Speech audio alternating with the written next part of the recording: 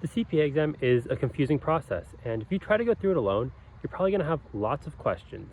And I've seen that on this channel. There have been a lot of questions in the comments. So in today's video, I'm just going to take a few minutes to answer some of the most common questions that have been asked. So let's get into it. The first question I want to address is, how long did I study for? And this is an important one because people don't want to study for too long, don't want to study for too short of amount of time, but I will say it'll be different for every person. I think in general, the AICPA says about 100 hours of study per exam. Personally, I did way more than that. I probably did overkill. To be exact, FAR, I studied for like 6 months, which is definitely way too long. Audit, I think it was like 2 or 3 months. Reg was about 2 months, and then BEC was like 3 or 4 months. Like I said, I kind of did overkill. I was usually doing about 2 to 4 hours of study a day on average. So like I said, I did too much, but that's personally what I did. So to answer that question, anywhere from 2 to 4 months with 2 to 4 hours of study per day. Another question that gets asked so often, which is actually kind of surprising to me, is where did you get those books? And the books they're asking the question about is my Becker review textbooks. So people are always asking where I got those review textbooks from, and that's just from the Becker website. I did the Becker CPA review course, and those textbooks were provided as part of the course. So if you ever see videos with, CPA textbooks, the Becker review course is where I got them from. Another question you might be having right now is, why are you sitting in a park? And that's because I'm on vacation visiting some family, so I don't really have anywhere to film, but I still wanted to bring you guys a video. So look at me, dedicated. If you appreciate that, please subscribe and stay ready for more videos coming your way all through 2025. Another question I get a lot is AI an issue that I should be scared of? Because as many of you know, AI is growing in the accounting industry, and something that people are scared of. And personally, I don't think AI is really something that you should worry too much about, especially for now. It's really not going to impact you too much. It's not going to steal your job yet or anything like that. I do say yet because, eventually we're all going to be replaced by AI. It's inevitable. I even saw an advertisement today that said, stop hiring humans. And it was like an ad for an AI service. And I was like, geez, that is some very Black Mirror stuff right there.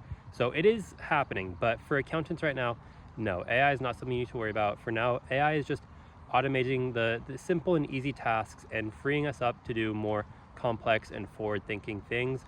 You still need someone to operate the tools. You still need someone to understand the results and things like that. So no, CPAs do not need to worry about AI anytime soon.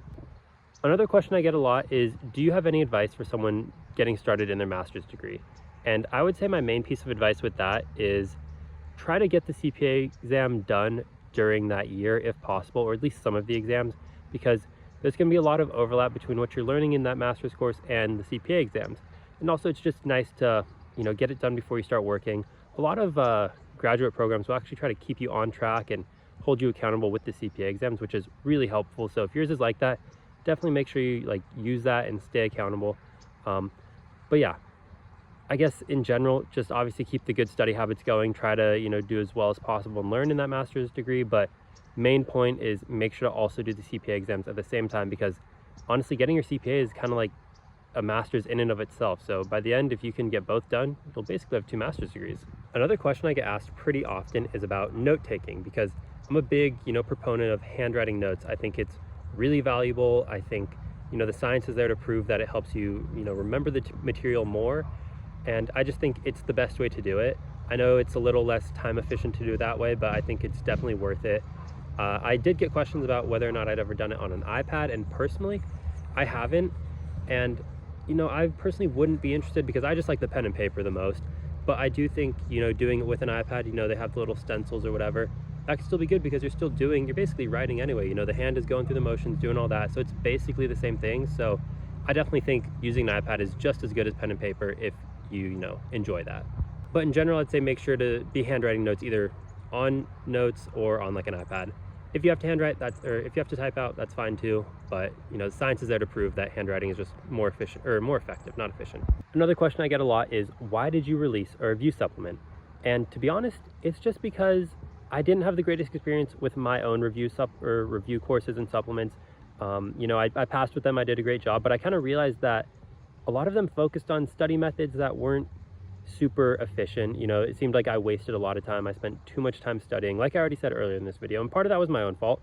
But I do think the review course that I used was maybe a bit too extensive and focused a bit too much on study methods that weren't the most efficient and effective possible. So that's kind of been my goal with the review course that I released, which you can find on smartercpasreviews.com, and I'll even drop a link below. But I just wanted to, make a review course that I felt, was focused on saving you guys time and using study methods that were actually proven to be as effective and efficient as possible, and also at a much lower price point, because let's be honest, those are huge corporations that have hundreds of employees that they have to employ, and that's why, their prices are so high. But I'm just one person. I don't have to raise my prices through the roof like that, and I don't think I need to, because I can make a great review course, a great review supplement, just on my own. So I think those are the two things, the price point and just study methods that aren't wasting your time and taking over your entire life. That's kind of why I did this, and so far it's been going really well, and I'm only planning to improve it in the future. How can I connect with you? This is a question I get a lot.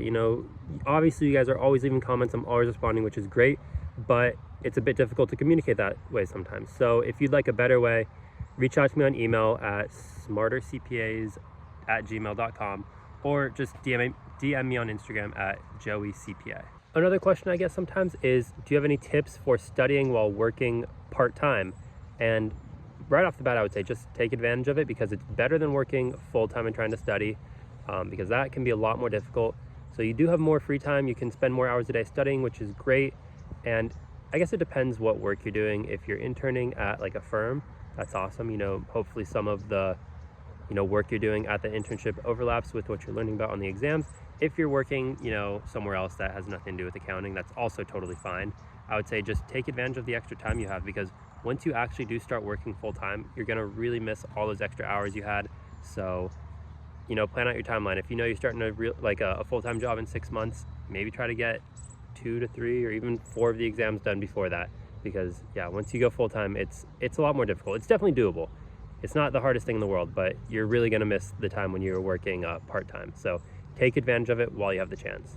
Another question I get is about someone's GPA, and they say, is my GPA too low to be successful?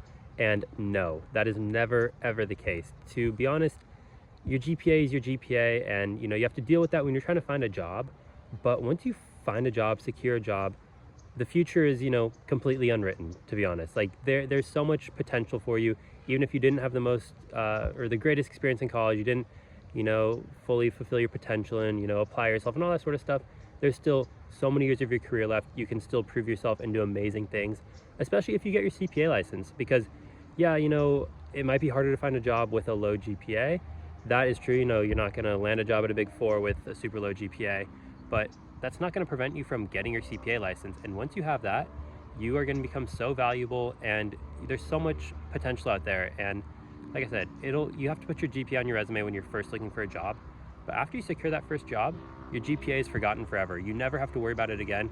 Employers are only going to care about whether you have your CPA license and the experience you've gotten at your previous employer. So yes, you will need to find a job with your low GPA, which isn't ideal, but it's doable. And once you do that, forget about your GPA forever and just make the most of your job and get the best experience you possibly can. So no, don't worry too much about a low GPA, because you can always recover and do amazing things in the future. Another question I get is, how many simulations did you do? And that's because I've said a couple times on this channel that I don't think you need to do too many simulations. I'm not a big fan of them. I personally did not do a lot. I skipped most of the simulations. In my opinion, you need to do simulations up to the point where you understand how the software works and you feel comfortable enough with simulations in general, but you don't need to learn the material by doing simulations. You can learn the material through more efficient ways like flashcards or MCQs. So don't think you need to do every single simulation. I would say I probably did maybe 5% of all simulations, maybe 10%, between 5 or 10%. It's really not a lot. You don't need to do them. Make sure you know how the software works and you're comfortable with it, but learn the material in a more efficient way. At least that's my opinion. Thank you guys so much for all the questions. I really appreciate all the comments you guys give, all the love, all the questions. I love getting involved with you guys. So please keep leaving questions. I'm going to be doing more Q&As in the future, more related to the CPA exam, some related to working in public accounting. So just let me know any questions you have, and I'll definitely try to get to them in the comments and in the next Q&A video. But thank you so much for watching. If you enjoyed, please leave a like. If you want to see more, subscribe. And yeah, I'll see you guys next time. Peace.